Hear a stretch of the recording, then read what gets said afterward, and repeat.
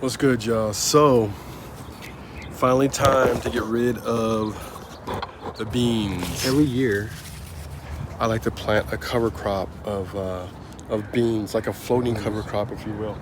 I normally go with the bush bean variety, just because it's kind of like a one and done. So I'll just end up harvesting. Basically, I just end up harvesting all the tops of the beans, and I leave all the root mass and all the biomass inside of the soil. I do this, I normally go with the bean or legume crop for the nitrogen, of course, mainly because around here my chief crop is salad greens. We grow a lot of salad greens. Don't get me wrong, we do grow other things too that do benefit from the nitrogen, but for the most part, that's kind of what I'm looking at. This bed over here has gone through several crops of tomatoes, several crops of lettuce, and so, like I said, this is like kind of like my floating block of a cover crop. Last year I had this whole side here. Next year, of course, I'll have another 4 rows and another 4 rows, and I just kind of block them out and go around and around in circles throughout the years. The reason I do it that way and not really any other way, just because I'm so small and because I harvest everything in a 4-row block. Now this is actually just 3, so this is kind of like my little off year, because this section over here is kind of like its own thing, if you will. I handle it all on its own day. It kind of just takes its own attention for me.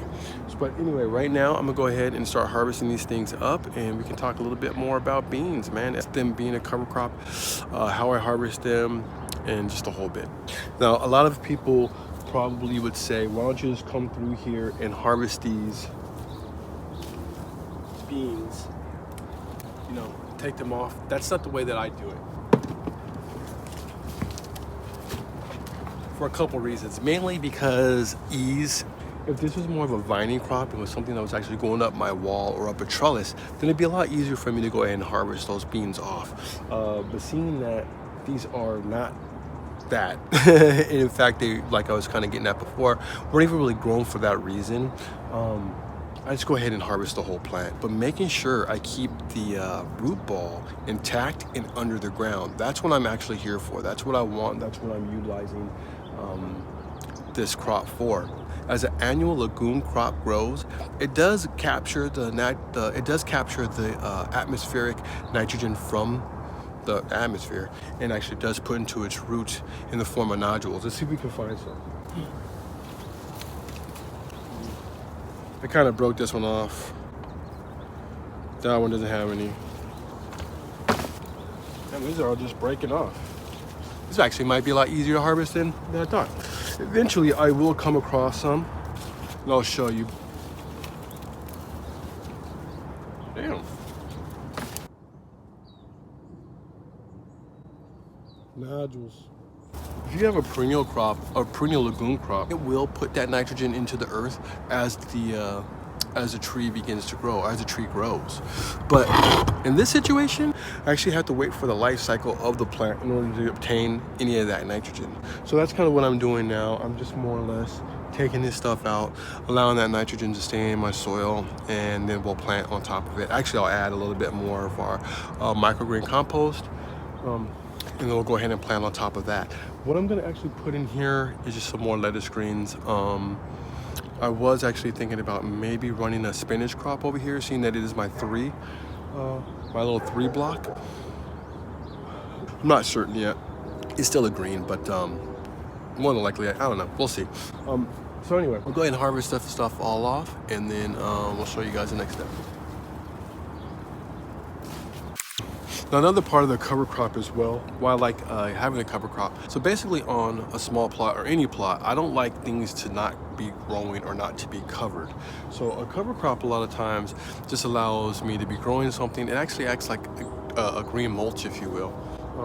It does somewhat prevent some weeds coming through. The grass is an exception, y'all. The grass just gets through. A lot of other weeds don't. I am seeing some other very light weed pressure inside of these rows, but very light. The grass is my biggest adversary here, and it always has been. However, I am seeing different varieties of grass pop up, which is somewhat nice because we had to deal with a lot of rhizomial grass. I do see some, but I'm not seeing nearly as much as what I've seen before. So hopefully we're getting on top of that. The other type of grass that I'm seeing seems to be like just some prairie kind of grass that doesn't rise, that's not rhizomial, so I don't really mind that. You know, this is how I'm harvesting these. I'm just taking it down, finding the end of it, and just breaking it at the base.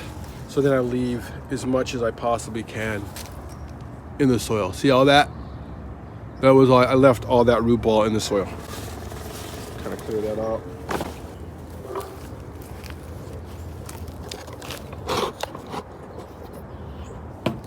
Not a bad fall crop, winter crop for us. Now, if weed suppression was my only goal here, I probably wouldn't just go with the legume because as you can see, it does allow stuff to come up. I would probably go with more of a cereal. So, you know, you're doing like different types of wheat, barleys, you know, that kind of stuff in here. I stay away from oat. I wouldn't put oat into the soil because oat likes to grab on and really root down. It makes it kind of hard to get rid of. And some of those other things, you know, vetch, those other things are easier to get up. That being said, they don't always, because we do have grass situation here, I'm not exactly sure if even how they would fare. But anyway, let's keep pushing. Yo, check this dog out. Go for a hole? Go this hole. He's eventually gonna catch a gopher. I don't really mind him digging in these beds right here because these beds are about to come up. But I'm passion fruit because these rows are coming up anyway. So I don't really mind them in those too bad, but you have to keep them off the other ones. We do a pretty good job of keeping them off the other ones. He doesn't really. He kind of understands to a certain extent for as much as a dog. Anyway, let's get into it. Here's one that grows. You guys can kind of tell what that is. Morning Glory. We get this growing wild here all the time. Actually, it's in the family of sweet potatoes. I hear you can actually eat the leaves. I never do. Now, can I come in here like I was getting at before and just kind of harvest these things like a normal bean or should I say like a vining bean, and it comes back? I could probably do that.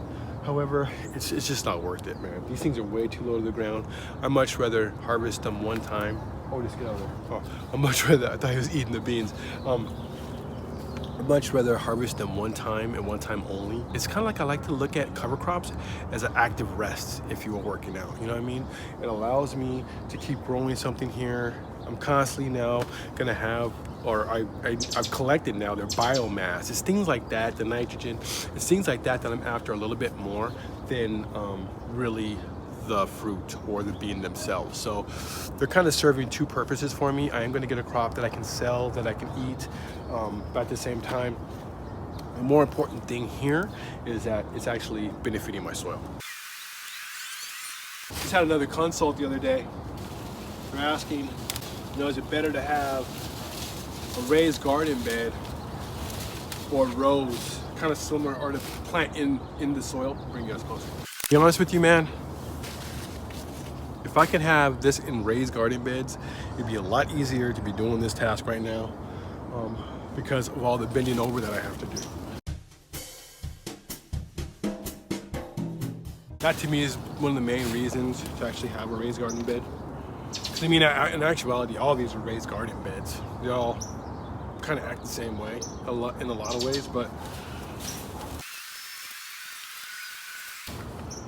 whew, I got a lot of this stuff to do. So you guys don't need to watch me doing all this. We'll circle back to you, show you guys exactly how we harvest it. Actually, I can show you guys right now. So anyway, while these guys are off, you know, now that I'm standing up, I can do this at a counter. Just sit here, me, Tiara, and we could just pick beans off the right off the vine, or right off the plant, just like this, but more standing. A lot easier to do this way than really any other way, I find. Utilize these greens later on to put back into our soil so that nothing's actually ever really leaving. We'll be able to keep most of the we'll be able to keep most of the nutrients generated from the plot on the plot. If we were to turn this into some kind of like a liquid fertilizer, or just simply as a mulch later on. I got so much to do.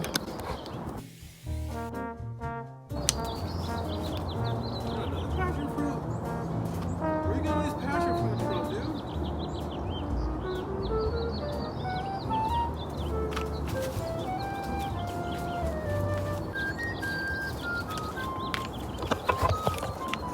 Passion fruit bandit. Enjoy that, dude. That was actually a good one too. I don't know where you find, they fall off till they get ripened, and then Otis just jumps on them. He knows what's good. I like passion fruit too, my dude.